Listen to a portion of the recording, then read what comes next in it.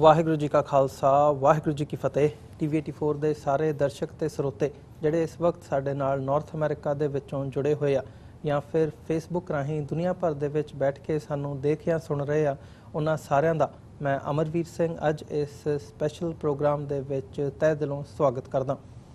Viewers, ਅਸੀਂ ਹਮੇਸ਼ਾ ਸਿੱਖ diaspora ਦੀਆਂ ਜਿਹੜੀਆਂ ਐਕਟੀਵਿਟੀਜ਼ ਨੇ ਉਹਨਾਂ ਤੇ ਵਿਚਾਰ ਚਰਚਾ ਕਰਦੇ ਹਾਂ। ਅੱਜ ਅਸੀਂ ਕੈਨੇਡਾ ਦੇ ਵਿੱਚ ਜਿਹੜੀਆਂ ਗਤੀਵਿਧੀਆਂ ਸਿੱਖ ਹਲਕਿਆਂ ਦੇ ਵਿੱਚ ਹੋ ਰਹੀਆਂ ਨੇ ਜਾਂ ਇਹਦਾ ਪਿਛੋਕੜ ਜੋ ਹੈਗਾ ਤੇ ਆਉਣ ਵਾਲੇ ਸਮੇਂ ਦੇ ਵਿੱਚ ਕੀ ਹੋ ਸਕਦਾ ਉਹਦੇ ਤੇ ਅੱਜ ਅਸੀਂ ਵਿਚਾਰ ਚਰਚਾ ਕਰਾਂਗੇ। ਜਦੋਂ ਅਸੀਂ ਇਹ ਸਾਰੇ ਇਸ਼ੂਜ਼ ਡਿਸਕਸ ਕਰਦੇ ਹਾਂ ਜਾਂ ਕੈਨੇਡਾ ਦੇ ਵਿੱਚ ਸਿੱਖਾਂ ਦਾ ਪਿਛੋਕੜ ਦੇਖਦੇ ਹਾਂ, ਕਿੱਥੋਂ ਗੱਲ ਕਾਮਾਗਾਟਾ ਮਾਰੂ ਤੋਂ ਸ਼ੁਰੂ ਹੁੰਦੀ ਹੈ, ਜਦੋਂ ਸਿੱਖਾਂ ਨੂੰ ਇੱਥੇ ਇਸ ਧਰਤੀ ਦੇ ਉੱਪਰ ਆਉਣ ਤੱਕ ਦੀ ਇਜਾਜ਼ਤ ਨਹੀਂ ਸੀ ਤੇ ਅੱਜ ਸਿੱਖਾਂ ਦੇ ਜਿਹੜੇ ਮੈਂਬਰ ਪਾਰਲੀਮੈਂਟਸ ਨੇ ਉਹ ਦਰਜਨਾਂ ਦੀ ਗਿਣਤੀ ਦੇ ਵਿੱਚ ਕੈਨੇਡੀਅਨ ਪਾਰਲੀਮੈਂਟ ਦੇ ਵਿੱਚ ਮੌਜੂਦ ਨੇ। ਕੈਨੇਡਾ ਦੇ ਜਿਹੜੇ ਡਿਫੈਂਸ ਮਿਨਿਸਟਰ ਨੇ ਉਹ ਸਿੱਖ ਨੇ ਤੇ ਇਹ ਜਿਹੜਾ ਸਫ਼ਰ ਹੈਗਾ ਇਹ ਇੱਕ ਸਕਸੈਸ ਹੈ ਸਿੱਖ ਕੌਮ ਦੇ ਲਈ ਇੱਥੋਂ ਦੀ ਪੋਲੀਟੀਕਲ ਐਰੀਨਾ ਦੇ ਵਿੱਚ। ਸੋ ਇਸ ਸਕਸੈਸ ਨੂੰ ਅਸੀਂ ਅੱਜ ਜਾਣਨ ਦੀ ਕੋਸ਼ਿਸ਼ ਕਰਾਂਗੇ ਜਾਂ ਐਨਾਲਾਈਜ਼ ਕਰਨ ਦੀ ਕੋਸ਼ਿਸ਼ ਕਰਾਂਗੇ ਵੀ ਇਹਦੇ ਬਿਹਾਈਂਡ ਕੀ ਹੈ।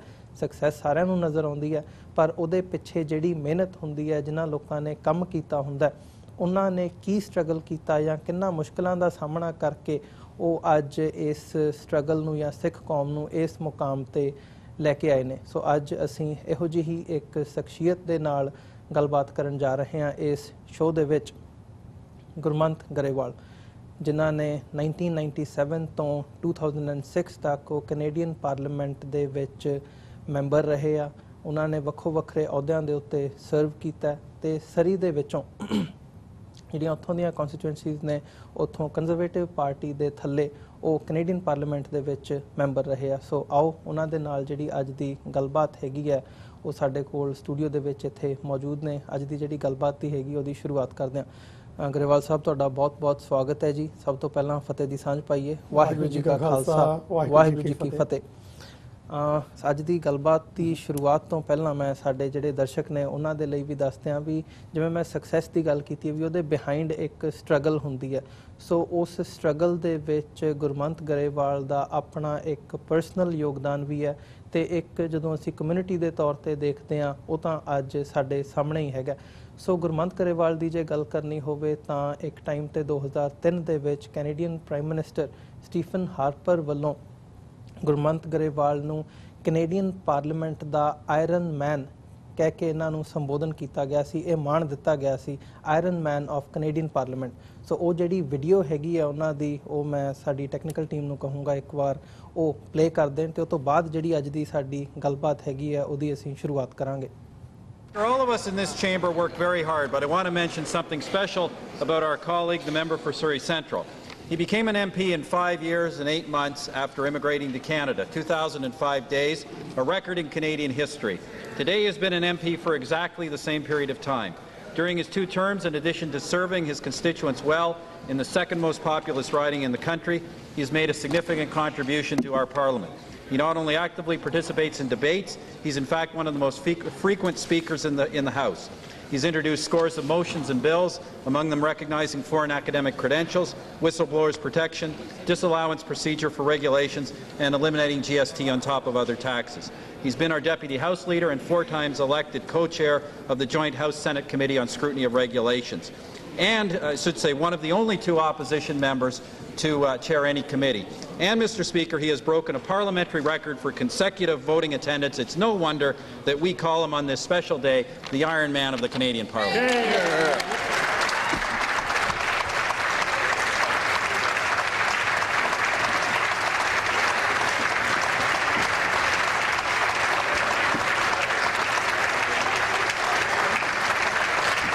The honourable member for York. Oops, she disappeared.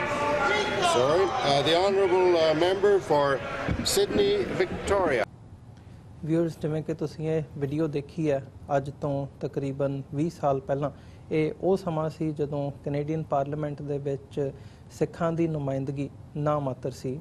ਸੋ ਉਦੋਂ ਤੋਂ ਲੈ ਕੇ ਹੁਣ ਤੱਕ ਦਾ ਜਿਹੜਾ ਸਫ਼ਰ ਹੈ ਜਾਂ ਜਦੋਂ ਅਸੀਂ ਪਿਛੋਕੜ ਦੇ ਵਿੱਚ ਦੇਖਦੇ ਹਾਂ ਇਹ ਸਾਰੇ ਪਾਰਟ ਨੂੰ, ਇਸ ਸਕਸੈਸ ਨੂੰ ਜਿਸ ਮੁਕਾਮ ਤੇ ਅੱਜ ਸਿੱਖ ਡਾਇਸਪੋਰਾ ਕੈਨੇਡਾ ਦੇ ਵਿੱਚ ਹੈਗਾ, ਇਹਨੂੰ ਅਸੀਂ ਐਨਲਾਈਜ਼ ਕਰਾਂਗੇ ਇੱਕ ਡਿਫਰੈਂਟ ਪਰਸਪੈਕਟਿਵ ਤੋਂ। ਅਸੀਂ ਹਮੇਸ਼ਾ ਦੇਖਦੇ ਹਾਂ ਜਾਂ ਗੱਲ ਕਰਦੇ ਹਾਂ ਸਿੱਖ ਐਕਟਿਵਿਸਟ ਦੇ ਪਰਸਪੈਕਟਿਵ ਤੋਂ ਜਾਂ ਕਿਸੇ ਹੋਰ ਫੀਲਡ ਦੇ ਵਿੱਚ ਜਿਹੜੇ ਮੀਡੀਆ ਪਰਸਨੈਲਿਟੀਜ਼ ਹੈਗੀ ਆ ਉਹਨਾਂ ਦੇ ਨਾਲ ਗੱਲਬਾਤ ਦੇ ਦੌਰਾਨ, ਪਰ ਇੱਕ ਉਹ ਇਨਸਾਨ ਜਿਸ ਨੇ ਇਸ ਸਿਸਟਮ ਦੇ ਵਿੱਚ ਕੰਮ ਕੀਤਾ ਹੈ, ਪੋਲੀਟੀਕਲ ਅਰੀਨਾ ਦੇ ਵਿੱਚ ਕੰਮ ਕੀਤਾ ਹੈ, ਕੈਨੇਡੀਅਨ ਪਾਰਲੀਮੈਂਟ ਦੇ ਵਿੱਚ ਮੈਂਬਰ ਰਹੇ ਨੇ ਤੇ ਇਸ ਸਟਰਗਲ ਨੂੰ ਆਪਣੇ ਪਿੰਡੇ ਤੇ ਹੰਢਾਇਆ, ਉਹਨਾਂ ਨੇ ਕਿੰਨਾ ਔਕੜਾਂ ਦਾ ਸਾਹਮਣਾ ਕੀਤਾ ਹੈ ਤੇ ਕਿਵੇਂ ਉਹ ਇਹ ਸਾਰੇ ਪਾਰਟ ਨੂੰ ਐਨਾਲਾਈਜ਼ ਕਰਦੇ ਨੇ। ਆਓ ਜਾਣਦੇ ਹਾਂ ਗੁਰਮੰਤ ਗਰੇਵਾਲ ਤੋਂ।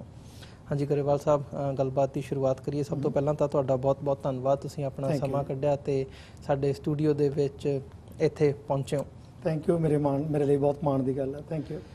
ਗਰੇਵਾਲ ਸਾਹਿਬ, ਜਿਵੇਂ ਮੈਂ ਇੰਟਰੋਡਕਸ਼ਨ ਦੇ ਵਿੱਚ ਵੀ ਮੈਂਸ਼ਨ ਕੀਤਾ, I would like to hear like your perspective. ਤੁਸੀਂ ਕਿਵੇਂ ਇਹ ਸਾਰੇ ਪਾਰਟ ਨੂੰ ਜਾਂ ਇਸ ਸਾਰੀ ਸਟਰਗਲ ਨੂੰ ਸ਼ੁਰੂਆਤ ਤੋਂ ਲੈ ਕੇ ਐਜ਼ ਅ ਕਮਿਊਨਿਟੀ ਵੀ ਤੇ ਇੱਕ ਤੁਹਾਡੀ ਜਿਹੜੀ ਪਰਸਨਲ ਲਾਈਫ ਹੈਗੀ ਹੈ, ਤੁਹਾਡੀ ਪਰਸਨਲ ਸਟਰਗਲ ਹੈ, ਕਿਵੇਂ ਐਨਾਲਾਈਜ਼ ਕਰਦੇ ਹੋ?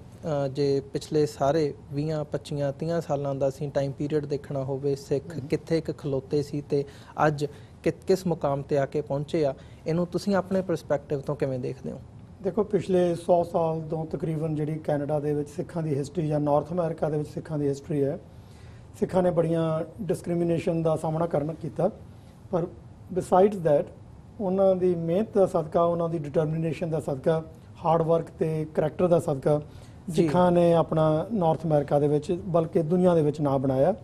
ਕਾਮਾਗਾਟਾ ਮਾਰੂ ਦਾ ਤੁਸੀਂ ਮੈਂਸ਼ਨ ਕੀਤਾ, ਕਾਮਾਗਾਟਾ ਮਾਰੂ ਇਨਸੀਡੈਂਟਸ ਤੋਂ ਲੈ ਕੇ ਹੁਣ ਤੱਕ ਜਿਹੜੀ ਸਿੱਖਾਂ ਦੀਆਂ ਅਕੰਪਲਿਸ਼ਮੈਂਟਸ ਨੇ ਨਾਰਥ ਅਮਰੀਕਾ ਦੇ ਵਿੱਚ, ਕੋਈ ਉਹਨਾਂ ਤੋਂ ਲੁਕਿਆ ਛੁਪਿਆ ਨਹੀਂ, ਪਰ ਸਿੱਖਾਂ ਨੂੰ ਇਹਦੇ ਵਿੱਚ ਸਟਰਗਲ ਕਾਫੀ ਕਰਨਾ ਪਿਆ।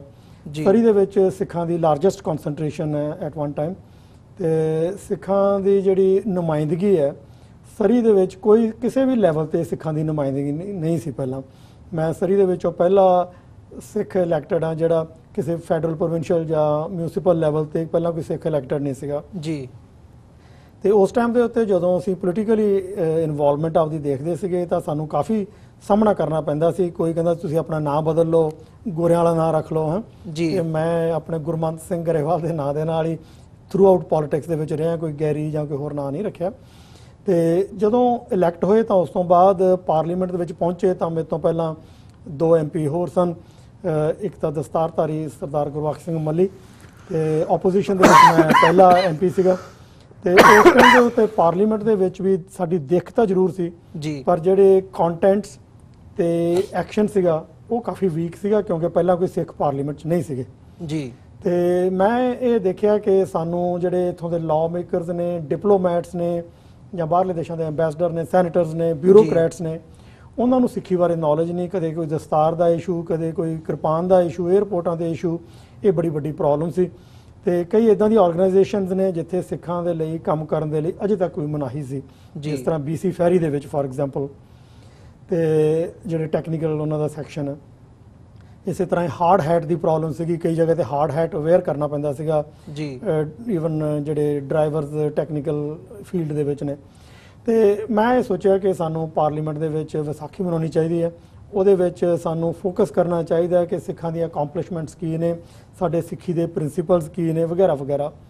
ਤੇ ਉਹਨਾਂ ਦੇ ਉੱਤੇ ਅਸੀਂ ਇੱਕ ਪਾਵਰ ਪੁਆਇੰਟ ਪ੍ਰੈਜੈਂਟੇਸ਼ਨ ਦਿੰਦੇ ਸੀ, ਜਦੋਂ ਕਿ ਇਨਵਾਈਟਡ ਗੈਸਟ ਸਾਰੇ ਬਿਊਰੋਕਰੈਟਸ, ਸਾਰੇ ਡਿਪਲੋਮੈਟਸ, ਪੋਲੀਟੀਸ਼ੀਅਨਸ ਤੇ ਉਹ ਹਾਜ਼ਰ ਹੁੰਦੇ ਸੀਗੇ। ਉਹਦੇ ਵਿੱਚ ਫੋਕਸ ਕੀਤਾ ਜਾਂਦਾ ਸੀਗਾ ਕਿ ਅਸੀਂ ਐਜੂਕੇਸ਼ਨ ਆਸਪੈਕਟ ਦੇ ਉੱਤੇ ਫੋਕਸ ਕਰੀਏ ਜੀ। ਉਹ ਫਿਰ ਲਗਾਤਾਰ ਅਸੀਂ 1997-98 ਤੋਂ ਲੈ ਕੇ 2015 ਤੱਕ ਲਗਾਤਾਰ ਵਿਸਾਖੀ ਮਨਾਉਂਦੇ ਰਹੇ ਤੇ ਉਹ ਪਾਵਰ ਪੁਆਇੰਟ ਪ੍ਰੈਜੈਂਟੇਸ਼ਨ ਸੀ ਜਿਹੜੀ ਬੜੀ ਇਫੈਕਟਿਵ ਸੀਗੀ।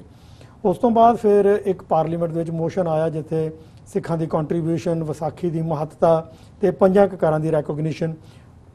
ਉਹਦੇ 'ਚ ਮੈਂ ਇਕੱਲਾ ਹੀ ਸਿੱਖ ਸੀਗਾ ਜਿਹੜਾ ਇਸ ਸਪੀਚ ਨੂੰ ਪਾਰਲੀਮੈਂਟ ਦੇ ਵਿੱਚ ਉਸ ਪੁਆਇੰਟ ਆਫ ਵਿਊ ਦੇ ਨਾਲ ਉਹਨੂੰ ਤੋਰਿਆ ਤੇ ਮੈਂ ਆਪਦੇ ਲੀਡਰ ਨੂੰ ਨਾਲ ਬਿਠਾਇਆ ਤਾਂ ਕਿ ਉਹ ਵੀ ਨਾਲ ਬੈਠਣ ਜੀ। ਆਮ ਤੌਰ ਤੇ ਪ੍ਰਾਈਵੇਟ ਮੈਂਬਰ ਬਿਜ਼ਨਸ ਦੇ ਵਿੱਚ ਸਾਡੇ ਜਿਹੜੇ ਪਾਰਟੀਆਂ ਦੇ ਲੀਡਰ ਉਹ ਬੈਠਦੇ ਨਹੀਂ।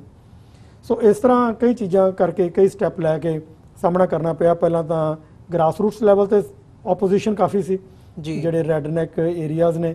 ਸਾਡੀ ਪਾਰਟੀ ਇੱਕ ਉਹਦੇ ਤੇ ਰੇਸਿਸਟ ਲੇਬਲ ਲੱਗਿਆ ਸੀ, ਮੈਂ ਉਹਦੇ ਵਿੱਚ ਜਾ ਕੇ ਪਾਰਟੀ ਨੂੰ ਚੇਂਜ ਕੀਤਾ। ਉਹਨਾਂ ਦੀ ਜਿਹੜੇ ਪਾਲਿਸੀਜ਼ ਨੇ ਜੇ ਤੁਸੀਂ ਰਿਫਾਰਮ ਪਾਰਟੀ ਦੀਆਂ ਪਾਲਿਸੀਆਂ ਦੇਖੋ 97 98 99 ਉਹਨਾਂ ਨੂੰ ਸਾਹਮਣੇ ਦੇਖੋ ਤਾਂ ਕਿਸ ਤਰ੍ਹਾਂ ਉਹਨਾਂ ਦੀ ਚੇਂਜ ਆਈ ਹੈ ਮਲਟੀਕਲਚਰਲ ਕਮਿਊਨਿਟੀਜ਼ ਲਈ, ਵਿਜ਼ੀਬਲ ਮਾਈਨੋਰਿਟੀਜ਼ ਲਈ, ਇਮੀਗ੍ਰੇਸ਼ਨ ਲਈ ਵਗੈਰਾ ਵਗੈਰਾ। ਸੋ ਇਸ ਤਰ੍ਹਾਂ ਦੇ ਕਈ ਤਰ੍ਹਾਂ ਦੇ ਚੈਲੰਜਸ ਸਾਹਮਣੇ ਕਰਨੇ ਪਏ ਨੇ ਤੇ ਪਰ ਮੈਨੂੰ ਖੁਸ਼ੀ ਹੈ ਕਿ ਜਦੋਂ ਪਾਰਲੀਮੈਂਟ ਦੇ ਵਿੱਚ ਅਸੀਂ ਬੁਲੰਦ ਆਵਾਜ਼ ਸਿੱਖਾਂ ਦੀ ਕੀਤੀ ਹੈ ਤਾਂ ਉਹਦੇ ਨਾਲ ਜਿਹੜੇ ਚੇਂਜਸ ਆਈਆਂ ਨੇ ਉਹ ਬੜੀਆਂ ਵਿਜ਼ੀਬਲ ਚੇਂਜਸ ਆਈਆਂ ਨੇ। ਤੇ ਉਸ ਤੋਂ ਇਲਾਵਾ ਮੈਂ ਸਾਡੇ ਪਾਰਟੀ ਦੇ ਲੀਡਰ ਨੂੰ 1998 ਦੇ ਵਿੱਚ ਜਦੋਂ ਇੰਡੀਆ ਨੇ ਨਿਊਕਲੀਅਰ ਟੈਸਟ ਕੀਤੇ ਨੇ, ਕੈਨੇਡਾ ਨੇ ਆਪੋਜੀਸ਼ਨ ਕੀਤੀ, ਤਾਂ ਉਸ ਟਾਈਮ ਤੇ ਆਈ ਪਲੇਡ ਸਮ ਡੋਮੀਨੈਂਟ ਰੋਲ ਕਿਉਂਕਿ ਮੇਰੀ ਸਪੈਸ਼ਲਾਈਜੇਸ਼ਨ ਸੀ ਜਿਹੜੀ through out of foreign affair ਦੀ ਸੀ। ਤੇ ਮੈਂ ਆਪਣੇ ਲੀਡਰ ਨੂੰ ਲੈ ਕੇ ਗਿਆ, ਫਿਰ ਅਸੀਂ ਹਰਮੰਦਰ ਸਾਹਿਬ ਗਏ। He was the first leader of any federal political party in Canada to visit Golden Temple. ਤੇ ਉੱਥੇ ਅਸੀਂ ਤੋਸ਼ਾਖਾਨਾ ਜਾਂ ਜਿਹੜਾ ਸਿੱਖ ਅਜਾਇਬ ਘਰ ਹੈ ਉਹਨਾਂ ਚੀਜ਼ਾਂ ਦੇ ਦਰਸ਼ਨ ਕੀਤੇ। ਤੇ ਉਸ ਤੋਂ ਬਾਅਦ ਜਿਹੜੀਆਂ ਪਾਰਟੀ ਦੀਆਂ ਪਾਲਿਸੀਜ਼ ਨੇ ਉਹਨਾਂ ਨੂੰ ਅਗਾਂਹ ਮਾਈਨੋਰਿਟੀ ਦੇ ਹੱਕ ਦੇ ਵਿੱਚ ਬਦਲਣ ਦੇ ਵਿੱਚ ਹੋਰ ਮਦਦ ਮਿਲੀ। ਉਸ ਤੋਂ ਬਾਅਦ ਜਿੰਨੇ ਲੀਡਰ ਗਏ ਨੇ ਕੈਨੇਡਾ ਤੋਂ ਉਹਨਾਂ ਨੇ ਸਾਰਿਆਂ ਨੇ ਹਰਮੰਦਰ ਸਾਹਿਬ ਗਿਆ। ਮੈਂ ਉਸ ਤੋਂ ਬਾਅਦ ਹਾਰਪਰ ਸਾਹਿਬ ਨਾਲ ਵੀ ਹਰਮੰਦਰ ਸਾਹਿਬ ਗਿਆ। ਪ੍ਰਾਈਮ ਮਿਨਿਸਟਰ ਜੌਨ ਕਰੈਚੀਆ ਜਿਹੜੇ ਲਿਬਰਲ ਪ੍ਰਾਈਮ ਮਿਨਿਸਟਰ ਸੀ ਉਹ ਵੀ ਮੈਨੂੰ ਨਾਲ ਲੈ ਕੇ ਗਏ, ਉਹਨਾਂ ਨਾਲ ਵੀ ਗਿਆ। ਸੋ ਇਸ ਤਰ੍ਹਾਂ ਜਿਹੜਾ ਪ੍ਰੋਫਾਈਲ ਸੀਗਾ ਉਹਦੇ ਵਿੱਚ ਸਿੱਖਾਂ ਦੀ ਅਹਿਮੀਅਤ, ਸਿੱਖੀ ਦੇ ਪ੍ਰਿੰਸੀਪਲ, ਸਿੱਖਾਂ ਦੀ ਕੰਟਰੀਬਿਊਸ਼ਨ ਉਹਨੂੰ ਸਾਨੂੰ ਸ਼ੋਕੇਸ ਕਰਨ ਦੇ ਲਈ ਮੌਕਾ ਮਿਲਿਆ। ਤੇ ਉਹ ਗੱਲ ਜਿਹੜੀ ਤੁਰਦੀ ਹੈ ਜਿੱਥੇ ਤੱਕ ਪਹੁੰਚੀ ਹੈ ਕਿ ਕੈਨੇਡਾ ਦੇ ਵਿੱਚ ਸਿੱਖ ਜਿਹੜੇ ਨੇ ਕਿਸ ਮੁਕਾਮ ਤੇ ਨੇ, ਇੱਕ ਮੇਜਰ ਪਾਰਟੀ ਦੇ ਜਿਹੜੇ ਲੀਡਰ ਨੇ ਉਹ ਅੱਜ ਸਿੱਖ ਨੇ, ਅੰਮ੍ਰਿਤਧਾਰੀ ਸਿੱਖ ਨੇ, ਆਪਣੇ ਸਿੱਖੀ ਸਰੂਪ ਦੇ ਵਿੱਚ ਨੇ। ਸੋ ਜੇ ਅੱਜ ਇਸ ਪਰਸਪੈਕਟਿਵ ਨੂੰ ਜਿੱਥੇ ਅਸੀਂ ਐਨਾਲਾਈਜ਼ ਕਰ ਰਹੇ ਹਾਂ ਤਾਂ ਅੱਜ ਜਿਹੜੇ ਚੈਲੰਜਸ ਨੇ ਸਿੱਖ ਡਾਇਸਪੋਰਾ ਜਿਨ੍ਹਾਂ ਨੂੰ ਫੇਸ ਕਰ ਰਿਹਾ, ਜਿਨ੍ਹਾਂ ਚੈਲੰਜਸ ਨੂੰ ਮੈਂ ਗੱਲਬਾਤ ਥੋੜੀ ਜੀ ਉਸ ਪਾਸੇ ਨੂੰ ਲਿਜਾਣਾ ਚਾਹੂੰਗਾ। ਖਾਸ ਤੌਰ ਤੇ ਜਿਵੇਂ ਅਸੀਂ ਪਿਛਲੇ ਸਮੇਂ ਦੇ ਵਿੱਚ ਦੇਖਿਆ ਡਿਫੈਂਸ ਮਿਨਿਸਟਰ ਹਰਜੀਤ ਸਿੰਘ ਸੱਜਣ ਦੀ ਇੰਡੀਆ ਵਿਜ਼ਿਟ ਨੂੰ ਲੈ ਕੇ ਜਾਂ ਜਿਹੜੇ ਪ੍ਰਧਾਨ ਮੰਤਰੀ ਜਸਟਿਨ ਟਰੂਡੋ ਹੈਗੇ ਆ ਉਹਨਾਂ ਦੀ ਇੰਡੀਆ ਵਿਜ਼ਿਟ ਨੂੰ ਲੈ ਕੇ ਜਿਸ ਹਿਸਾਬ ਦੀ ਨੈਗੇਟਿਵਿਟੀ ਇੰਡੀਅਨ ਮੀਡੀਆ ਵੱਲੋਂ ਕੀਤੀ ਗਈ, ਜਿਹਨੂੰ ਕੋਲਡ ਸ਼ੋਲਡਰ ਕਿਹਾ ਗਿਆ, ਤੇ and at the same time ਜਿਸ ਹਿਸਾਬ ਨਾਲ ਉਹ ਸਾਰਾ ਵਰਤਾਰਾ ਸੀ, ਆਈ ਮੀਨ ਕੈਨੇਡਾ ਦੇ ਵੱਲੋਂ ਅਫੀਸ਼ੀਅਲੀ ਇਹ ਗੱਲ ਕਹੀ ਜਾਣੀ ਵੀ ਜਿਹੜੀ ਵਿਜ਼ਿਟ ਹੈਗੀ ਆ ਜਸਟਿਨ ਟਰੂਡੋ ਦੀ ਉਹਨੂੰ ਸੈਬੋਟੇਜ ਕਰਨ ਦੀ ਇੰਡੀਅਨ ਐਡਮਿਨਿਸਟ੍ਰੇਸ਼ਨ ਦੇ ਵਿੱਚੋਂ ਹੀ ਜਿਹੜੇ ਕੁਝ ਅੰਸ਼ ਹੈਗੇ ਆ ਉਹਨਾਂ ਦੇ ਵੱਲੋਂ ਇਹ ਕੋਸ਼ਿਸ਼ ਕੀਤੀ ਗਈ ਹੈ। ਸੋ ਇਹ ਜਿਹੜੀ ਗੱਲ ਹੈਗੀ ਆ ਕਿਤੇ ਨਾ ਕਿਤੇ ਡਾਇਰੈਕਟਲੀ ਸਿੱਖ ਡਾਇਸਪੋਰਾ ਦੇ ਨਾਲ ਰਿਲੇਟਡ ਹੈ। ਇਹਨੂੰ ਕੈਨੇਡੀਅਨ ਮੀਡੀਆ ਨੇ ਵੀ ਆਪਣੇ ਹਿਸਾਬ ਨਾਲ ਪੋਰਟਰੇ ਕੀਤਾ। ਸੋ ਤੁਸੀਂ ਇਹਨਾਂ ਸਾਰੀਆਂ ਡਿਵੈਲਪਮੈਂਟਸ ਨੂੰ ਕਿਵੇਂ ਐਨਾਲਾਈਜ਼ ਕਰਦੇ ਹੋ ਜਿੱਥੇ ਇੱਕ ਪਾਸੇ ਸਿੱਖ ਆਪਣੀ ਇਨਫਲੂਐਂਸ ਜਿਹੜੀ ਹੈਗੀ ਆ ਇੱਥੋਂ ਦੇ ਪੋਲੀਟੀਕਲ ਅਰੀਨਾ ਦੇ ਵਿੱਚ ਉਹ ਵਧਾ ਰਹੇ ਆ ਤੇ ਉਹਨਾਂ ਦੇ ਜਿਹੜੇ ਰਿਜ਼ਲਟ ਨੇ ਜਾਂ ਕਨਸੀਕੁਐਂਸ ਦੇ ਤੌਰ ਤੇ ਇਹ ਇੰਡੀਅਨ ਸਾਈਡ ਤੋਂ ਇਹਦਾ ਰਿਐਕਸ਼ਨ ਇਹ ਸਾਨੂੰ ਦੇਖਣ ਨੂੰ ਮਿਲ ਰਿਹਾ। ਸੋ ਇਹਨੂੰ ਤੁਸੀਂ ਕਿਵੇਂ ਦੇਖਦੇ ਹੋ ਇਸ ਸਾਰੇ ਪਾਰਟ ਨੂੰ?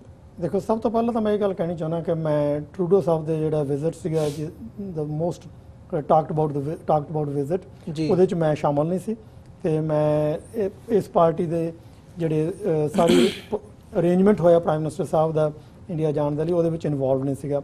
ਪਰ ਮੈਂ ਵੀ ਮੀਡੀਆ ਤੋਂ ਤੇ ਹੋਰ ਆਪਣੇ ਐਕਸਪੀਰੀਅੰਸ ਤੋਂ ਜਾਤੀ ਤੌਰ ਤੇ ਜੋ ਕਿ ਜਾਣਦਾ ਅਸੀਂ ਇਸ ਟੌਪਿਕ ਨੂੰ ਕਈ ਵਾਰ ਐਨਾਲਾਈਜ਼ ਕੀਤਾ but coming from your perspective is a different thing because ਤੁਸੀਂ ਉਸ ਸਿਸਟਮ ਦੇ ਵਿੱਚ ਰਹੇ ਹੋ, ਉਹਦੇ ਨਾਲ ਕੰਮ ਕੀਤਾ, ਉਹਦੇ ਵਿੱਚ ਤੁਸੀਂ ਸਮਝਦੇ ਹੋ ਵੀ ਸਿਸਟਮ ਕਿਵੇਂ ਕੰਮ ਕਰਦਾ। ਸੋ ਤੁਹਾਡਾ ਪਰਸਪੈਕਟਿਵ ਇੱਕ ਡਿਫਰੈਂਟ ਪਰਸਪੈਕਟਿਵ ਹੈਗਾ। ਬਿਲਕੁਲ।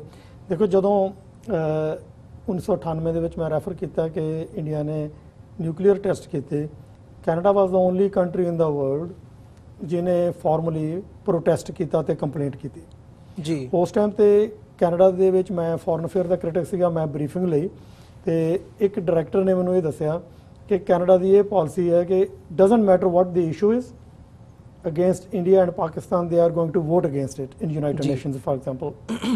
ਤੇ ਮੈਂ ਉਸ ਪਾਲਿਸੀ ਨੂੰ ਚੈਲੰਜ ਕੀਤਾ ਕਿ ਕੈਨੇਡਾ ਦੇ ਵਿੱਚ ਅਸੀਂ ਅੱਖਾਂ ਮਿਚ ਕੇ ਵੋਟ ਨਹੀਂ ਪਾਉਂਦੇ, ਅਸੀਂ ਇਸ਼ੂ ਨੂੰ ਐਨਾਲਾਈਜ਼ ਕਰਦੇ ਹਾਂ ਫਿਰ ਵੋਟ ਪਾਉਂਦੇ ਹਾਂ ਜੀ। ਤੇ I called actually the foreign minister at that time, Lloyd Axworthy, ਕਿ ਮੈਂ ਅੱਜ ਇਹ ਕੁਐਸਚਨ ਪੁੱਛਣਾ ਪਾਰਲੀਮੈਂਟ ਦੇ ਵਿੱਚ ਕਿ ਅਸੀਂ ਅੱਖਾਂ ਵਿੱਚ ਕੇ ਵੋਟ ਕਿਉਂ ਪਾ ਰਹੇ ਹਾਂ। ਤੇ ਉਹਨੇ ਮੈਨੂੰ ਕਿਹਾ ਸਟਾਪ ਇੱਕ ਮਿੰਟ ਬਈ please don't ask the question, let me find out ਕਿ ਪਾਲਿਸੀ ਹੈ ਕਿ ਨਹੀਂ ਹੈ। So then he confessed and said ਕਿ ਅਸੀਂ ਪਾਲਿਸੀ ਚੇਂਜ ਕਰਤੀ, please don't ask the question, ਕਿਉਂਕਿ ਡਜ਼ਨਟ ਮੈਟਰ ਕਿਹੜੀ ਪੋਲੀਟੀਕਲ ਪਾਰਟੀ ਨੂੰ ਬਿਲੋਂਗ ਕਰਦੇ ਹੈ ਤਾਂ ਅਸੀਂ ਸਾਰੇ ਕੈਨੇਡੀਅਨ ਜੀ। ਜਦੋਂ ਅਸੀਂ ਸਿੱਖ ਹਾਂ ਤਾਂ ਅਸੀਂ ਸਾਰੇ ਕੈਨੇਡੀਅਨ ਸਿੱਖ ਹਾਂ। ਤੇ ਉਹ ਫਿਰ ਉਦੋਂ ਬਾਅਦ ਪਾਲਿਸੀ ਚੇਂਜ ਹੋਈ। ਕਹਿਣ ਦਾ ਮੇਰਾ ਮਤਲਬ ਕਿ ਜਿਹੜਾ ਟਰੂਡੋ ਸਾਹਿਬ ਦਾ ਵਿਜ਼ਿਟ ਸੀਗਾ ਉਹਦੇ ਪਿੱਛੇ ਜੋ ਡਿਸਲਾਈਕ ਚੀਜ਼ਾਂ ਸਾਹਮਣੇ ਆਈਆਂ ਨੇ ਜਾਂ ਜਿਹੜੀ ਚੀਜ਼ਾਂ ਨਹੀਂ ਹੋਣੀ ਚਾਹੀਦੀਆਂ, ਈਵਨ ਪ੍ਰੋਟੋਕਾਲ ਦੇ ਹਿਸਾਬ ਨਾਲ ਕੁਝ ਚੀਜ਼ਾਂ ਹੋਣੀਆਂ ਚਾਹੀਦੀਆਂ ਸੀ ਜਿਹੜੀ ਨਹੀਂ ਹੋਈਆਂ ਜੀ। ਉਦਾਹਰਨ ਦੇ ਤੌਰ ਤੇ ਜਦੋਂ ਪ੍ਰਾਈਮ ਮਿਨਿਸਟਰ ਕੈਨੇਡਾ ਦੇ ਪ੍ਰਾਈਮ ਮਿਨਿਸਟਰ 6 ਮਿਨਿਸਟਰਾਂ ਦੇ ਨਾਲ ਇੰਡੀਆ ਜਾਂਦੇ ਨੇ ਤਾਂ ਉਹਨਾਂ ਦਾ ਪ੍ਰੋਪਰ ਵੈਲਕਮ ਹੋਣਾ ਚਾਹੀਦਾ ਸੀ, ਨਾ ਕਿ ਇੱਕ junior minister of state of agriculture ਵੱਲੋਂ 에ਅਰਪੋਰਟ ਤੇ ਵੈਲਕਮ ਹੋਣਾ ਚਾਹੀਦਾ ਸੀ। ਜਦੋਂ ਮੈਂ ਆਪਣੇ ਲੀਡਰ ਨੂੰ ਆਪੋਜੀਸ਼ਨ 'ਚ ਹੋਣ ਦੇ ਬਾਵਜੂਦ ਵੀ ਲੈ ਕੇ ਗਿਆ ਤਾਂ we are welcomed by proper authorities.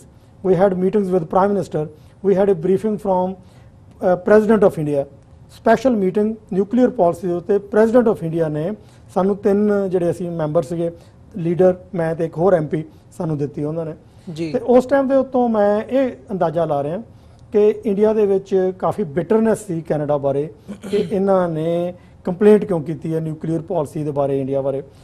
ਜਦੋਂ ਸਾਨੂੰ ਨਟਸ ਐਂਡ ਬੋਲਟਸ ਨਿਊਕਲੀਅਰ ਪਾਲਿਸੀ ਦੇ ਪਤਾ ਲੱਗੇ ਤਾਂ ਫਿਰ ਮੈਂ ਉਸ ਟਾਈਮ ਤੇ ਸੈਂਕਸ਼ਨਜ਼ ਕਰਵਾਈਆਂ, ਡਿਪਲੋਮੈਟਸ ਵਾਪਸ ਭੇਜੇ, ਡਿਪਲੋਮੈਟਿਕ ਰਿਲੇਸ਼ਨਸ਼ਿਪ ਰਿਸਟੋਰ ਕੀਤਾ।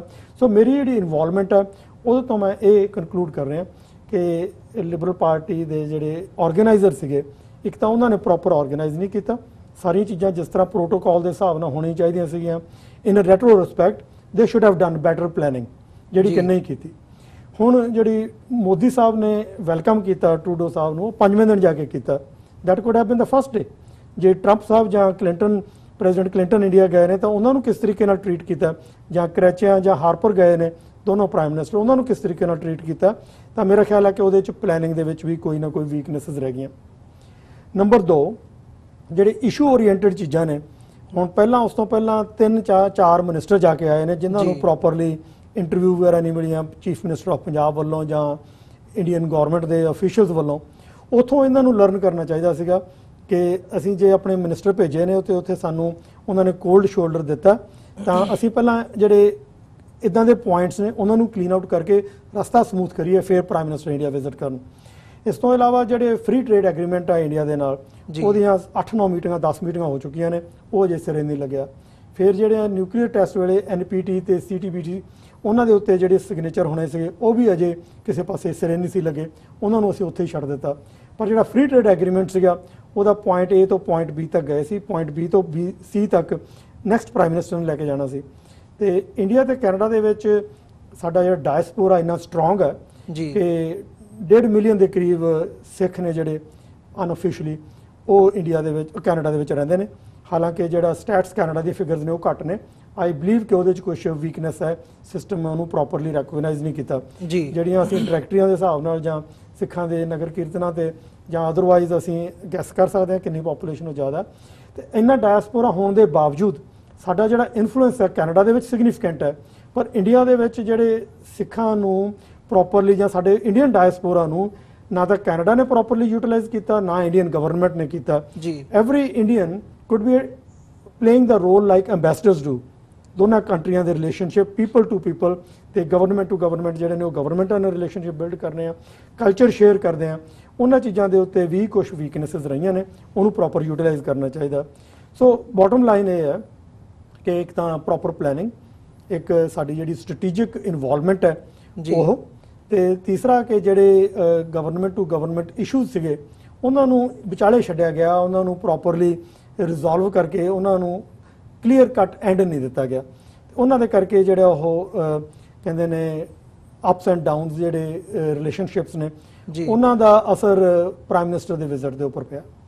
ਇਹ ਸਾਰੇ ਪਾਰਟ ਨੂੰ ਜਦੋਂ ਅਸੀਂ ਦੇਖ ਰਹੇ ਹਾਂ ਤਾਂ ਇੱਕ ਜਿਹੜਾ ਸਿੱਖ ਫੈਕਟਰ ਹੈਗਾ, ਮੈਂ ਉਹਦੇ ਬਾਰੇ ਇਹਦੇ ਤੇ ਗੱਲ ਕਰਨਾ ਚਾਹੂੰਗਾ ਕਿਉਂਕਿ ਰੀਸੈਂਟਲੀ ਇਹ ਸਾਰੇ ਪਾਰਟ ਨੂੰ 1984 ਤੋਂ ਬਾਅਦ ਦਾ ਜਦੋਂ ਅਸੀਂ ਦੇਖਦੇ ਹਾਂ ਸਿੱਖ ਨੇਸ਼ਨ ਦੀ ਤੇ ਜਿਹੜੀ ਇੰਡੀਅਨ ਗਵਰਨਮੈਂਟ ਦੀ ਰਿਲੇਸ਼ਨ ਹੈਗੀ ਹੈ ਉਹਦੇ 'ਚ ਕਿਤੇ ਨਾ ਕਿਤੇ ਖਟਾਸ ਨਜ਼ਰ ਆਉਂਦੀ ਹੈ ਕਾਫੀ ਜ਼ਿਆਦਾ।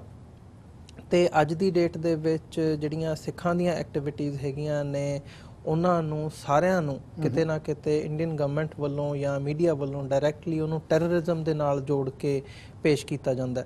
ਤੇ ਇਹ ਜਿਹੜਾ ਪਾਰਟ ਹੈਗਾ ਇਹਨੂੰ ਤੁਸੀਂ ਕਿਵੇਂ ਦੇਖਦੇ ਹੋ? ਰੀਸੈਂਟਲੀ ਇੰਡੀਅਨ ਗਵਰਨਮੈਂਟ ਨੇ ਡਾਇਰੈਕਟਲੀ ਆਫੀਸ਼ੀਅਲ ਚੈਨਲਸ ਦੇ ਥਰੂ ਕੈਨੇਡਾ ਨੂੰ ਪ੍ਰੋਟੈਸਟ ਕੀਤਾ ਹੈ ਕਿ ਇੱਥੋਂ ਦੇ ਜਿਹੜੇ ਨਗਰ ਕੀਰਤਨ ਨੇ ਜਾਂ ਜਿਹੜੀਆਂ ਐਕਟੀਵਿਟੀਜ਼ ਹੈਗੀਆਂ ਨੇ ਉਹਦੇ ਵਿੱਚ ਟੈਰਰਿਜ਼ਮ ਨੂੰ ਗਲੋਰੀਫਾਈ ਕੀਤਾ ਜਾਂਦਾ। ਆਈ ਮੀਨ ਕਿੰਨਾ ਕੁ ਜਾਇਜ਼ ਹੈ ਸਿੱਖਾਂ ਨੂੰ, ਸਾਰੇ ਸਿੱਖ ਨੇਸ਼ਨ ਨੂੰ ਜਾਂ ਸਾਰੀਆਂ ਐਕਟੀਵਿਟੀਜ਼ ਨੂੰ ਡਾਇਰੈਕਟਲੀ ਟੈਰਰਿਜ਼ਮ ਦੇ ਨਾਲ ਜੋੜ ਕੇ ਪੇਸ਼ ਕਰਨਾ ਇੰਡੀਅਨ ਗਵਰਨਮੈਂਟ ਵੱਲੋਂ? ਤੇ ਉਸੇ ਲਾਈਟ ਦੇ ਵਿੱਚ ਜਾਂ ਉਸੇ ਸੰਦਰਭ ਦੇ ਵਿੱਚ ਤੁਹਾਨੂੰ ਨਹੀਂ ਲੱਗਦਾ ਵੀ ਜਿਹੜਾ ਇਹ ਵਿਰੋਧ ਹੋਇਆ ਜਸਟਿਨ ਟਰੂਡੋ ਦਾ ਜਾਂ ਸਾਰਾ ਜਿਹੜਾ ਕੈਨੇਡੀਅਨ ਮਿਨਿਸਟਰਸ ਦਾ ਵਿਰੋਧ ਹੋਇਆ ਉਹਦੇ ਵਿੱਚ ਇੱਕ ਜਿਹੜਾ ਸਿਗਨੀਫੀਕੈਂਟ ਫੈਕਟਰ ਹੈਗਾ ਉਹ ਇਹ ਸਿੱਖ ਫੈਕਟਰ ਹੈ? ਹਾਂ, ਇਹਦੇ 'ਚ ਕੋਈ ਸ਼ੱਕ ਨਹੀਂ। ਉਹਦਾ ਕਾਰਨ ਇਹ ਹੈ ਕਿ ਜਦੋਂ 1984 ਦੇ ਵਿੱਚ ਹਰਿਮੰਦਰ ਸਾਹਿਬ ਤੇ ਹੋਰ ਗੁਰਦੁਆਰਿਆਂ ਦੇ ਉੱਤੇ ਅਟੈਕ ਹੋਇਆ ਤੇ ਸਾਡੇ ਲਿਟਰੇਚਰ ਦੇ ਉੱਤੇ ਵੀ ਅਟੈਕ ਹੋਇਆ, ਸਿੱਖ ਧਰਮ ਦੀ ਹੈਰੀਟੇਜ ਦੇ ਉੱਤੇ ਅਟੈਕ ਹੋਇਆ, ਕਿਉਂਕਿ ਤੋਸ਼ਾਖਾਨਾ ਸੀ ਜਿਹੜਾ, ਉਹਦਾ ਤਾਂ ਕੋਈ ਕਸੂਰ ਨਹੀਂ ਸੀ ਨਾ ਜੀ। ਬਿਲਕੁਲ, ਸਿੱਖ ਰੈਫਰੈਂਸ ਲਾਇਬ੍ਰੇਰੀ ਸਾਰੀ ਦਾ ਕੋਈ ਕਸੂਰ ਨਹੀਂ, ਉਹ ਲੈ ਗਏ ਸੀ। ਹਾਂ, ਐਨੀਵੇਜ਼, ਸੋ ਜਦੋਂ ਉਹ ਅਟੈਕ ਹੋਇਆ ਤਾਂ ਕੋਈ ਵੀ ਸਿੱਖ, ਚਾਹੇ ਇੰਡੀਆ ਦੇ ਵਿੱਚ ਹੈ ਚਾਹੇ ਦੁਨੀਆ ਦੇ ਵਿੱਚ ਕਿਤੇ ਵੀ ਵਸਦਾ, ਤਾਂ ਸਿੱਖਾਂ ਦਾ ਜਿਹੜਾ ਹਿਰਦਾ ਸੀ ਉਹ ਬਲੂੰਦਰਿਆ ਗਿਆ ਜੀ। ਤੇ ਹਰ ਇੱਕ ਸਿੱਖ ਨੂੰ ਇਸ ਚੀਜ਼ ਦਾ ਬਹੁਤ ਭਾਰੀ ਦੁੱਖ ਹੋਇਆ ਕਿ ਸਾਡੇ ਜਿਹੜਾ ਸਾਡੇ ਧਰਮ ਦਾ ਸਾਰਿਆਂ ਨੂੰ ਉੱਚਾ ਸਥਾਨ ਆ, ਉੱਥੇ ਅਟੈਕ ਹੋਇਆ ਜੀ। ਜੇ ਫਰਜ਼ ਕਰ ਲਓ ਕਿ ਸਿੱਖ ਧਰਮ ਨਹੀਂ ਕੋਈ ਹੋਰ ਧਰਮ ਵੀ ਹੋਵੇ ਤੇ ਉਹਦੇ ਵੀ ਕਿਸੇ ਰਿਲੀਜੀਅਸ ਪਲੇਸ ਦੇ ਉੱਤੇ ਅਟੈਕ ਹੋਇਆ ਹੋਵੇ ਤਾਂ ਉਸ ਧਰਮ ਦੇ ਲੋਕਾਂ ਤੇ ਵੀ ਸੇਮ ਟਾਈਪ ਦਾ ਰਿਐਕਸ਼ਨ ਹੋਊਗਾ ਜੀ। ਹੁਣ ਸਿੰਸ ਸਿੱਖਾਂ ਦੇ ਧਾਰਮਿਕ ਸਥਾਨ ਦੇ ਉੱਤੇ ਅਟੈਕ ਹੋਇਆ, ਉਸ ਤੋਂ ਬਾਅਦ 1984 ਦੇ ਵਿੱਚ ਇੰਨੇ ਸਿੱਖਾਂ ਦੇ ਉੱਤੇ ਹਮਲੇ ਹੋਏ, ਸਿੱਖ ਮਾਰੇ ਗਏ, ਤੇ ਜਦੋਂ ਉਹਦਾ ਇਨਸਾਫ ਨਹੀਂ ਮਿਲਦਾ ਤਾਂ ਨੈਚੁਰਲੀ ਸਿੱਖਾਂ ਦੇ ਜਿਹੜੇ ਹਿਰਦੇ ਨੇ ਉਹ ਉਨੀ ਦੇਰ ਸ਼ਾਂਤੀ ਮਹਿਸੂਸ ਨਹੀਂ ਕਰਦੇ। ਪਹਿਲੀ ਗੱਲ ਤਾਂ ਇਹ ਕਿ ਡਰਾਬੈਕ ਜਿਹੜਾ ਸਿਸਟਮ ਦੇ ਵਿੱਚ ਰਿਹਾ, ਜਸਟਿਸ ਸਿਸਟਮ ਦੇ ਵਿੱਚ, justice system didn't serve justice ਸਿੱਖਾਂ ਦੇ ਲਈ, ਠੀਕ ਹੈ। ਹੁਣ ਉਸ ਤੋਂ ਬਾਅਦ ਜਿਹੜਾ ਸਿੱਖਾਂ ਦੇ ਉੱਤੇ ਲੇਬਲ ਲੱਗਦਾ ਟੈਰਰਿਜ਼ਮ ਦਾ, ਇਹ ਇੱਕ ਗਲਤ ਲੇਬਲ ਹੈ। ਸਾਰੇ ਸਿੱਖ ਟੈਰਰਿਸਟ ਨਹੀਂ ਹੈ। ਸਿੱਖ ਇਨਫੈਕਟ ਟੈਰਰਿਜ਼ਮ ਨੂੰ ਅਪੋਜ਼ ਕਰਦੇ ਰਹੇ ਨੇ। ਜਿੰਨੇ ਵੀ ਇੰਡੀਅਨ ਡਾਇਸਪੋਰਾ ਬਾਹਰਲੇ ਸਿੱਖ ਵਸਦੇ ਨੇ, ਮੈਂ ਕਹੂੰਗਾ ਕਿ 99.9% ਸਿੱਖ ਨੇ ਜਿਹੜੇ ਉਹ ਮਿਹਨਤ ਕਰਨ ਵਾਲੇ ਸਿੱਖ ਨੇ। ਇਹਨਾਂ ਕੰਟਰੀਆਂ ਦੇ ਵਿੱਚ ਉਹਨਾਂ ਦੀ ਸਿਗਨੀਫੀਕੈਂਟ ਕੰਟਰੀਬਿਊਸ਼ਨ ਹੈ। ਉਹ ਆਪਣੇ ਪ੍ਰੋਫੈਸ਼ਨ ਦੇ ਵਿੱਚ, ਆਪਣੇ ਬਿਜ਼ਨਸ ਦੇ ਵਿੱਚ, ਪੋਲਿਟਿਕਸ ਦੇ ਵਿੱਚ ਤੇ ਹੋਰ ਕਿਸੇ ਵੀ ਏਰੀਆ ਦੇ ਵਿੱਚ ਉਹਨਾਂ ਨੇ ਆਪਣਾ ਨਾਮ ਬਣਾਇਆ। ਇੱਥੋਂ ਦੇ ਲਾ ਅਬਾਈਡਿੰਗ ਸਿਟੀਜ਼ਨਸ ਨੇ ਨਾਰਥ ਅਮਰੀਕਾ ਦੇ ਵਿੱਚ ਜਾਂ ਦੁਨੀਆ ਦੇ ਵਿੱਚ ਜੀ। ਤੇ ਜਦੋਂ ਉਹਨਾਂ ਦੇ ਉੱਤੇ ਟੈਰਰਿਸਟ ਦਾ ਲੇਬਲ ਲੱਗਦਾ, ਮੇਰਾ ਖਿਆਲ ਇਹ ਗਲਤ ਗੱਲ ਹੈ। ਜਾਂ ਤਾਂ ਉਹਨਾਂ ਨੂੰ ਕੋਈ ਐਵੀਡੈਂਸ ਦੇਣੇ ਚਾਹੀਦੇ ਨੇ ਉਹਨਾਂ ਬੰਦਿਆਂ ਦੇ, ਵਿਅਕਤੀਆਂ ਦੇ ਉੱਤੇ ਜਿਹੜੇ ਕੋਈ ਇਨਵੋਲਡ ਨੇ। ਅਦਰਵਾਈਜ਼ ਇੱਕ ਵੱਡੇ ਬ੍ਰਸ਼ ਦੇ ਨਾਲ ਸਾਰੇ ਸਿੱਖਾਂ ਦੇ ਉੱਤੇ ਇਹ ਲੇਬਲ ਲਾਉਣਾ ਕਿ ਸਿੱਖ ਟੈਰਰਿਸਟ ਨੇ, ਇਹ ਗਲਤ ਗੱਲ ਹੈ ਜੀ। ਮੈਂ ਜਦੋਂ MP ਸੀ ਤਾਂ ਉਸ ਟਾਈਮ ਦੇ ਉੱਤੇ ਏਅਰ ਇੰਡੀਆ ਦੀ ਦੀ ਬੰਬਿੰਗ ਹੋਈ ਸੀ 1985 ਦੇ ਵਿੱਚ, ਉਹਦੀ ਕੈਨੇਡਾ ਨੇ 25 ਸਾਲ ਲੰਘ ਚੁੱਕੇ ਸੀ, ਇਨਕੁਆਇਰੀ ਨਹੀਂ ਕੀਤੀ। ਜਦੋਂ ਇਨਕੁਆਇਰੀ ਨਹੀਂ ਕਰਦੇ, ਇੱਕ ਸਾਡੇ ਤੇ ਬੱਦਲ ਮੰਡਲਾਉਂਦਾ ਜਿਹੜਾ ਸਾਰੇ ਸਿੱਖਾਂ ਦੇ ਅਕਸ ਦੇ ਉੱਤੇ ਇੱਕ question mark, unofficially question mark by default ਕਰਕੇ ਰੱਖਦਾ ਸੀ ਜੀ, ਤਾਂ ਕਿ ਉਹਦੀ ਇਨਕੁਆਇਰੀ ਹੋਵੇ, ਜਿਹੜੀ ਗਵਰਨਮੈਂਟ ਦੀਆਂ ਵੀਕਨੈਸਸ ਨੇ ਉਹਨਾਂ ਦਾ ਪਤਾ ਲੱਗੇ, ਫਿਊਚਰ ਦੇ ਵਿੱਚ ਇਦਾਂ ਦੇ ਜਿਹੜੇ ਇਨਸੀਡੈਂਟ ਉਹਨਾਂ ਨੂੰ ਪ੍ਰੀਵੈਂਟ ਕੀਤਾ ਜਾਵੇ ਤੇ ਜੇ ਕੋਈ ਬੰਦੇ ਲਾਇਬਲ ਨੇ ਤਾਂ ਉਹਨਾਂ ਨੂੰ ਸਜ਼ਾ ਮਿਲੇ। ਤਾਂ ਬਾਕੀ ਆਮ ਸਿੱਖਾਂ ਦਾ, ਜਿਹੜੇ ਆਮ ਪਰਿਵਾਰਕ ਸਿੱਖ ਨੇ, ਮਿਹਨਤ ਕਰਨ ਵਾਲੇ ਸਿੱਖ ਨੇ, ਉਹਨਾਂ ਦੇ ਉੱਤੋਂ ਉਹ ਲੇਬਲ ਜਿਹੜਾ ਲਾਹਿਆ ਜਾਵੇ ਜੀ। ਤਾਂ ਮੈਂ ਬੜਾ ਉਹ ਤੇ ਜਦੋਜਹਿਦ ਕੀਤਾ। ਅਲਟੀਮੇਟਲੀ ਇਨਕੁਆਇਰੀ ਵੀ ਹੋਈ ਤੇ ਕੁਛ ਉਹਦੇ ਚੋਂ ਕੁਝ ਤੱਥ ਸਾਹਮਣੇ ਵੀ ਆਏ, ਪਰ ਆਮ ਸਿੱਖਾਂ ਦਾ ਜਿਹੜਾ ਅਕਸ ਸੀ ਉਹ ਕਲੀਨ ਹੋ ਕੇ ਬਾਹਰ ਆਇਆ ਜੀ। ਤੇ ਹੁਣ ਜਿਹੜੇ ਟਰੂਡੋ ਸਾਹਿਬ ਗਏ ਨੇ ਤੇ ਜਾਂ ਉਸ ਤੋਂ ਪਹਿਲਾਂ ਹਾਰਪਰ ਸਾਹਿਬ ਗਏ ਨੇ, ਇੰਡੀਅਨ ਗਵਰਨਮੈਂਟ ਨੇ ਸਿੱਖਾਂ ਦੇ ਜਿਹੜੇ ਟੈਰਰਿਜ਼ਮ ਨਾਲ ਰਿਲੇਟਡ ਕੋਈ ਇਨਸੀਡੈਂਟਸ ਜਾਂ ਉਹਨਾਂ ਦੇ ਉੱਤੇ ਲੇਬਲ ਲੱਗਿਆ, ਉਹਦੇ ਬਾਰੇ ਕੁਐਸਚਨ ਰੇਜ਼ ਕੀਤਾ। ਜਦੋਂ ਹਾਰਪਰ ਸਾਹਿਬ ਗਏ ਨੇ ਤਾਂ ਉਸ ਟਾਈਮ ਤੇ ਮਿਨਿਸਟਰ ਆਫ ਸਟੇਟ ਨੇ ਕੁਐਸਚਨ ਰੇਜ਼ ਕੀਤਾ, ਤੇ ਕਿਉਂਕਿ ਸਾਡਾ ਫਰਜ਼ ਬਣਦਾ as a Sikh member of parliament ਕਿ ਅਸੀਂ ਆਪਣੇ ਪ੍ਰਾਈਮ ਮਿਨਿਸਟਰ ਨੂੰ ਪ੍ਰੋਪਰ ਇਨਫੋਰਮੇਸ਼ਨ ਦਈਏ, ਉਹਨਾਂ ਨੂੰ ਫੈਕਟ ਪ੍ਰੋਵਾਈਡ ਕਰੀਏ ਤਾਂ ਕਿ ਉਹ ਫੈਕਟ ਦੇ ਆਧਾਰ ਦੇ ਉੱਤੇ ਗੱਲ ਕਰ ਸਕਣ। ਤਾਂ ਉਹਨਾਂ ਨੇ ਉਹਦਾ ਗੱਲ ਦਾ ਜਵਾਬ ਦਿੱਤਾ ਕਿ ਸਾਰੇ ਸਿੱਖ ਟੈਰਰਿਸਟ ਨਹੀਂ ਹੈ, ਸਿੱਖਾਂ ਦੇ ਉੱਤੇ ਕੋਈ ਟੈਰਰਿਜ਼ਮ ਦੀ ਸਾਨੂੰ ਕੈਨੇਡਾ 'ਚ ਕੋਈ ਪ੍ਰੋਬਲਮ ਨਹੀਂ ਹੈ। ਨਾਲੇ ਉਹਨਾਂ ਨੇ ਮਤਲਬ ਫਰੀडम ਆਫ ਸਪੀਚ ਦੀ ਗੱਲ ਕੀਤੀ ਕਿ ਜੇ ਅਸੀਂ ਰੋਕ ਨਹੀਂ ਸਕਦੇ ਇਹਨਾਂ ਨੂੰ ਤੇ ਉਹਨਾਂ ਨੂੰ ਹੱਕ ਹੈਗਾ ਇਸ ਸਾਰੇ ਪਾਰਟ ਦਾ। ਪਰ ਜੇ ਅੱਜ ਦੇ ਸੰਦਰਭ ਦੇ ਵਿੱਚ ਦੇਖਣਾ ਹੋਵੇ, ਕਿਉਂਕਿ ਸਾਡਾ ਜਿਹੜਾ ਸ਼ੋਅ ਦਾ ਸਮਾਂ ਹੈਗਾ ਉਹ ਸਮਾਪਤੀ ਦੇ ਵੱਲ ਨੂੰ ਜਾ ਰਿਹਾ ਹੈ, ਮੈਂ ਚਾਹੂੰਗਾ ਕਿ ਜਿਹੜੀ ਇਸ ਸਾਰੇ ਪਾਰਟ ਨੂੰ ਜਦੋਂ ਅਸੀਂ ਦੇਖ ਰਹੇ ਹਾਂ, ਐਨਾਲਾਈਜ਼ ਕਰ ਰਹੇ ਹਾਂ, ਤਾਂ ਤੁਸੀਂ ਕੀ ਸਮਝਦੇ ਹੋ ਇੱਕ ਵਰਡ ਆਫ ਕੌਸ਼ਨ ਜਾਂ ਪਿਛਲੇ ਸਮੇਂ ਤੋਂ ਲੈ ਕੇ ਹੁਣ ਤੱਕ ਜਿਸ ਹਿਸਾਬ ਦੀ ਇਹ ਸਾਰੀ ਸਟਰਗਲ ਹੈਗੀ ਹੈ, ਸਿੱਖ ਡਾਇਸਪੋਰਾ ਨੇ ਆਪਣੇ ਆਪ ਨੂੰ ਐਸਟੈਬਲਿਸ਼ ਕੀਤਾ ਹੈ ਤੇ ਜਿਹੜੀਆਂ ਇਦਾਂ ਦੀਆਂ ਨੈਗੇਟਿਵ ਗੱਲਾਂ ਹੈਗੀਆਂ ਨੇ ਉਹਨਾਂ ਦਾ ਵੀ ਜਿਹੜਾ ਪ੍ਰਭਾਵ ਹੈਗਾ ਉਹ ਕਾਫੀ ਵੱਧਦਾ ਨਜ਼ਰ ਆ ਰਿਹਾ ਹੈ, ਤਾਂ ਜਿਹੜਾ ਆਉਣ ਵਾਲਾ ਸਮਾਂ ਹੈਗਾ ਉਹਨੂੰ ਤੁਸੀਂ ਕਿਵੇਂ ਦ੍ਰਿਸ਼ਦੇ ਹੋ, ਜਾਂ ਜਿਹੜੀਆਂ ਕੈਨੇਡੀਅਨ ਪਾਲਿਸੀਜ਼ ਨੇ ਗਵਰਨਮੈਂਟ ਦੀਆਂ, ਐਡਮਿਨਿਸਟ੍ਰੇਸ਼ਨ ਦੀਆਂ, ਤੁਸੀਂ ਆਪਣੇ ਪਰਸਪੈਕਟਿਵ ਤੋਂ ਤੁਹਾਨੂੰ ਕਿਸ ਹਿਸਾਬ ਨਾਲ ਉਹ ਚੇਂਜ ਹੁੰਦੀਆਂ ਨਜ਼ਰ ਆ ਰਹੀਆਂ ਨੇ, ਹੋ ਰਹੀਆਂ ਨੇ ਸਿੱਖਾਂ ਦੇ ਬੈਨੀਫਿਟ ਦੇ ਵਿੱਚ, ਜਾਂ ਦੂਜੇ ਪਾਸੇ ਕਿਸ ਹਿਸਾਬ ਨਾਲ ਤੁਸੀਂ ਇਸ ਪਾਰਟ ਨੂੰ ਐਨਾਲਾਈਜ਼ ਕਰ ਰਹੇ ਹੋ, ਕੀ ਚੇਂਜਸ ਆ ਰਹੀਆਂ ਨੇ ਤਾਂ ਕਿ ਜਿਹੜੀ ਅੱਜ ਦੀ ਨੌਜਵਾਨ ਪੀੜ੍ਹੀ ਹੈਗੀ ਹੈ ਇੱਥੇ ਦੇ ਸਿੱਖ ਨੌਜਵਾਨ ਨੇ ਉਹ ਇਹਦੇ ਤੋਂ ਕੁਝ ਸਬਕ ਲੈ ਕੇ, ਕੁਝ ਸਮਝ ਕੇ ਆਪਣੀ ਜਿਹੜੀ ਜਿਸ ਵੀ ਫੀਲਡ ਦੇ ਵਿੱਚ ਉਹਨਾਂ ਨੇ ਅੱਗੇ ਤੁਰਨਾ ਤਾਂ ਉਹਨਾਂ ਦੇ ਲਈ ਕੋਈ ਜਾਣਕਾਰੀ ਉਹਦੇ ਚੋਂ ਲੱਭ ਸਕੇ। ਦੇਖੋ, ਸਿੱਖਾਂ ਦੀ ਕੰਟਰੀਬਿਊਸ਼ਨਸ ਵਰਲਡ ਵਾਰ ਦੇ ਵਿੱਚ, UK ਦੇ ਵਿੱਚ ਉਹਨਾਂ ਨੂੰ ਜਦੋਂ ਗ੍ਰੇਟ ਬ੍ਰਿਟਨ ਦੇ ਵਿੱਚ ਅਵਾਰਡ ਮਿਲਦੇ ਸੀ ਕੁਈਨ ਵੱਲੋਂ ਸਿੱਖਾਂ ਦੀ ਬਹਾਦਰੀ ਕਰਕੇ, ਸਿੱਖਾਂ ਦੇ ਕਰੈਕਟਰ ਕਰਕੇ, ਸਾਨੂੰ ਉਹਨਾਂ ਚੀਜ਼ਾਂ ਦੇ ਉੱਤੇ ਫੋਕਸ ਕਰਨਾ ਚਾਹੀਦਾ ਕਿ ਸਾਡੀ ਹੈਰੀਟੇਜ ਕੀ ਹੈ ਜੀ, ਅਸੀਂ ਕਿੱਥੋਂ ਆਏ ਹਾਂ, ਸਿੱਖਾਂ ਦਾ ਕੀ ਅਕਸ ਸੀਗਾ, ਕੀ ਇਮੇਜ ਸੀਗਾ। ਉਸ ਤੋਂ ਬਾਅਦ ਫਿਰ ਇਹਨਾਂ ਕੰਟਰੀਆਂ ਦੇ ਵਿੱਚ ਸਾਨੂੰ ਲਾ ਅਬਾਈਡਿੰਗ ਸਿਟੀਜ਼ਨ ਬਣ ਕੇ ਕੰਮ ਕਰਨੇ ਚਾਹੀਦੇ ਨੇ। ਇਹਨਾਂ ਕੰਟਰੀਆਂ ਦੇ ਵਿੱਚ ਰਹਿ ਕੇ ਸਾਨੂੰ ਇੱਥੋਂ ਦੇ ਲਾ ਨਹੀਂ ਤੋੜਨੇ ਚਾਹੀਦੇ, ਲਾ ਅਬਾਈਡਿੰਗ ਬਣ ਕੇ ਆਪਣੇ ਹੱਕਾਂ ਨੂੰ ਪੂਰੀ ਤਰ੍ਹਾਂ ਆਪਦੇ ਹੱਕਾਂ ਦਾ ਪ੍ਰਯੋਗ ਕਰਨਾ ਚਾਹੀਦਾ। ਜਿਹੜਾ ਸਾਡਾ ਯੂਥ ਹੈ ਉਹਨਾਂ ਦੇ ਲਈ ਮੈਂ ਇੱਕ ਮੈਸੇਜ ਦੇਣਾ ਚਾਹੁੰਦਾ ਕਿ ਯੂਥ ਨੂੰ ਵੱਧ ਤੋਂ ਵੱਧ ਇਨਵੋਲਵਮੈਂਟ ਕਰਨੀ ਚਾਹੀਦੀ ਹੈ ਕਿ ਇੱਥੋਂ ਦੀ ਸੁਸਾਇਟੀ ਦੇ ਵਿੱਚ, ਇੱਥੋਂ ਦੇ ਸਾਰੇ ਅਦਾਰਿਆਂ ਦੇ ਵਿੱਚ, ਤੇ ਖਾਸ ਤੌਰ ਦੇ ਉੱਤੇ ਪੋਲੀਟੀਕਲ ਫੀਲਡ ਦੇ ਵਿੱਚ, ਮੀਡੀਆ ਦੇ ਵਿੱਚ। ਜਦੋਂ ਅਸੀਂ ਖੁਦ ਆਪ ਇਨਵੋਲਵਮੈਂਟ ਕਰਦੇ ਹਾਂ ਤਾਂ ਅਸੀਂ ਆਪਣੀ ਇੱਕ ਪੋਜੀਸ਼ਨ ਦੇ ਵਿੱਚ, ਆਪਣੀ ਹੈਸੀਅਤ ਦੇ ਵਿੱਚ ਅਸੀਂ ਇੱਕ ਇਦਾਂ ਦਾ ਮਕਾਮ ਪੈਦਾ ਕਰ ਲੈਂਦੇ ਹਾਂ, ਇੱਕ ਪਲੇਟਫਾਰਮ ਬਣਾ ਲੈਂਦੇ ਹਾਂ ਜਿੱਥੋਂ ਸਾਨੂੰ ਆਪਣੇ ਇਸ਼ੂਜ਼ ਰੇਜ਼ ਕਰਨੇ, ਆਪਣੇ ਹੱਕ ਮੰਗਣੇ ਤੇ ਆਪਣੀ ਇਨਵੋਲਵਮੈਂਟ ਦੇ ਨਾਲ ਨਾਲ ਅਸੀਂ ਇਹਨਾਂ ਦੇ ਵਿੱਚ ਇੱਕ ਇਹਨਾਂ ਦੇ ਬਰਾਬਰ ਦਾ ਇਕੁਆਲਿਟੀ ਦੇ ਬੇਸਿਸ ਦੇ ਉੱਤੇ ਅਸੀਂ ਇਹਨਾਂ ਦੇ ਨਾਲ ਪਾਰਟਿਸਿਪੇਟ ਕਰ ਸਕਦੇ ਹਾਂ। ਸੋ ਇਹ ਮੇਰਾ ਮੈਸੇਜ ਜਿਹੜਾ ਇਹ ਮੈਂ ਹਮੇਸ਼ਾ ਸਿੱਖਾਂ ਦੇ ਨਾਲ, ਸਾਡੇ ਯੂਥ ਦੇ ਨਾਲ ਸ਼ੇਅਰ ਕਰਦਾ ਕਿ ਸਾਨੂੰ ਆਪਣੀ ਇਨਵੋਲਵਮੈਂਟ ਹੈ ਜਿਹੜੀ ਉਹ ਸਟਰੋਂਗ ਕਰਨੀ ਚਾਹੀਦੀ ਹੈ ਤੇ ਆਪਣੇ ਧਰਮ ਦੇ ਉੱਤੇ ਪਹਿਰਾ ਵੀ ਦੇਣਾ ਚਾਹੀਦਾ ਤੇ ਆਪਣੇ ਅਸੂਲਾਂ ਦੇ ਉੱਤੇ ਵੀ ਖੜਨਾ ਚਾਹੀਦਾ। ਇਹ ਨਹੀਂ ਹੈ ਕਿ ਅਸੀਂ ਬੜਾ ਮੰਦਭਾਗੀ ਘਟਨਾ ਹੋ ਜਾਂਦੀ ਜਦੋਂ ਗੁਰਦੁਆਰਿਆਂ ਦੇ ਵਿੱਚ ਸਾਡੀ ਲੜਾਈਆਂ ਹੁੰਦੀਆਂ ਨੇ ਜਾਂ ਅਸੀਂ ਸਿੱਖ ਬਾਹਰ ਡੈਮੋਨਸਟ੍ਰੇਟ ਨਹੀਂ ਕਰ ਸਕਦੇ ਉਹਨਾਂ ਵੈਲਿਊਜ਼ ਨੂੰ ਜਿਨ੍ਹਾਂ ਵੈਲਿਊਜ਼ ਕਰਕੇ ਸਾਨੂੰ ਜਾਣਿਆ ਜਾਂਦਾ ਸੀ ਜੀ। ਸੋ ਇਹ ਸਾਡਾ ਫਰਜ਼ ਬਣਦਾ ਕਿ ਅਸੀਂ ਉਸ ਲਾਈਨ ਨੂੰ ਕਦੇ ਵੀ ਕ੍ਰਾਸ ਨਾ ਕਰੀਏ ਤੇ ਹਮੇਸ਼ਾ ਲਾ ਅਬਾਈਡਿੰਗ ਸਿਟੀਜ਼ਨ ਬਣ ਕੇ ਇਹਨਾਂ ਕੰਟਰੀਆਂ ਦੀ ਕੰਟਰੀਬਿਊਸ਼ਨ ਦੇ ਵਿੱਚ ਵੱਧ ਤੋਂ ਵੱਧ ਹਿੱਸਾ ਪਾਈਏ, ਦਿਨ ਦੁੱਗਣੀ ਤੇ ਰਾਤ ਚੌਗਣੀ ਤਰੱਕੀ ਕਰੀਏ ਜੀ। ਇੱਕ ਜਾਂਦੇ ਜਾਂਦੇ ਅਖੀਰਲਾ ਸਵਾਲ, ਜਿਵੇਂ ਅਸੀਂ ਨੈਗੇਟਿਵਿਟੀ ਦੀ ਗੱਲ ਕੀਤੀ ਹੈ ਖਾਸ ਤੌਰ ਤੇ ਮੀਡੀਆ ਦੇ ਵਿੱਚ, ਕਿਤੇ ਨਾ ਕਿਤੇ ਕੈਨੇਡੀਅਨ ਮੀਡੀਆ ਨੇ ਵੀ ਜਿਹੜਾ ਇੰਡੀਅਨ ਇਨਫਲੂਐਂਸ ਸੀਗਾ ਪਿਛਲੇ ਸਮੇਂ ਦੇ ਵਿੱਚ, ਇਹ ਸਾਰੇ ਜਸਟਿਨ ਟਰੂਡੋ ਦੀ ਟ੍ਰਿਪ ਦੇ ਦੌਰਾਨ ਉਹਨੂੰ ਕਬੂਲਿਆ ਤੇ ਨੈਗੇਟਿਵ ਜਿਹੜੀਆਂ ਸਟੋਰੀਜ਼ ਨੇ ਸਿੱਖਾਂ ਦੇ ਖਿਲਾਫ ਉਹ ਕੈਨੇਡੀਅਨ ਮੀਡੀਆ ਦੇ ਵਿੱਚ ਵੀ ਸਾਹਮਣੇ ਆਈਆਂ ਨੇ। ਸੋ ਇਸ ਪਾਰਟ ਨੂੰ ਜਦੋਂ ਅਸੀਂ ਦੇਖਦੇ ਹਾਂ ਤਾਂ ਤੁਹਾਨੂੰ ਲੱਗਦਾ ਵੀ ਇਹਦਾ ਜਿਹੜਾ ਇਨਫਲੂਐਂਸ ਹੈਗਾ ਇਸ ਨੈਗੇਟਿਵਿਟੀ ਦਾ ਉਹ ਕੈਨੇਡੀਅਨ ਐਡਮਿਨਿਸਟ੍ਰੇਸ਼ਨ ਦੀਆਂ ਜਿਹੜੀਆਂ ਪਾਲਿਸੀਜ਼ ਨੇ ਉਹਨਾਂ ਦੇ ਉੱਪਰ ਪੈ ਰਿਹਾ ਜਾਂ ਪੈ ਸਕਦਾ, ਤਾਂ ਕਿ ਜਿਹੜਾ ਸਿੱਖ ਡਾਇਸਪੋਰਾ ਹੈਗਾ ਉਹਨੂੰ ਕਿਵੇਂ ਟੈਕਲ ਕਰ ਸਕਦਾ? ਦੇਖੋ ਇਹ ਬੜਾ ਪੇਚੀਦਾ ਕੁਐਸਚਨ ਹੈ, ਸਾਡੇ ਲਈ ਇੱਕ ਸਟ੍ਰੈਟੇਜਿਕ ਇਨੀਸ਼ੀਏਟਿਵ ਹੈ। ਇਹਦੇ ਵਿੱਚ ਸਾਡੀ ਸਾਰਿਆਂ ਦੀ ਇਨਵੋਲਵਮੈਂਟ, ਬ੍ਰੇਨ ਸਟਾਰਮਿੰਗ ਤੇ ਸਾਨੂੰ ਸਾਰਿਆਂ ਨੂੰ ਸੂਝਬੰਦ ਤਰੀਕੇ ਦੇ ਨਾਲ ਇਹਨਾਂ ਇਸ਼ੂਜ਼ ਨੂੰ ਅੱਗੇ ਤੋਰਨਾ ਚਾਹੀਦਾ। ਪਰ ਆਈ ਐਗਰੀ ਵਿਦ ਯੂ ਕਿ ਜਿਹੜਾ ਨੈਗੇਟਿਵਿਟੀ ਹੈ ਉਹਦੇ ਨਾਲ ਇੰਪੈਕਟ ਜ਼ਰੂਰ ਪੈਂਦਾ, ਪਰ ਸਾਨੂੰ ਨੈਗੇਟਿਵਿਟੀ ਨਾਲ ਨਹੀਂ ਫਾਈਟ ਕਰਨਾ ਚਾਹੀਦਾ, ਆਲਵੇਜ਼ ਪੋਜ਼ਿਟਿਵਿਟੀ ਦੇ ਨਾਲ ਫਾਈਟ ਕਰਨਾ ਚਾਹੀਦਾ ਤੇ ਪੋਜ਼ਿਟਿਵ ਐਟੀਟਿਊਡ ਦੇ ਨਾਲ ਸਾਨੂੰ ਗਾਂਹ ਤੁਰਨਾ ਚਾਹੀਦਾ।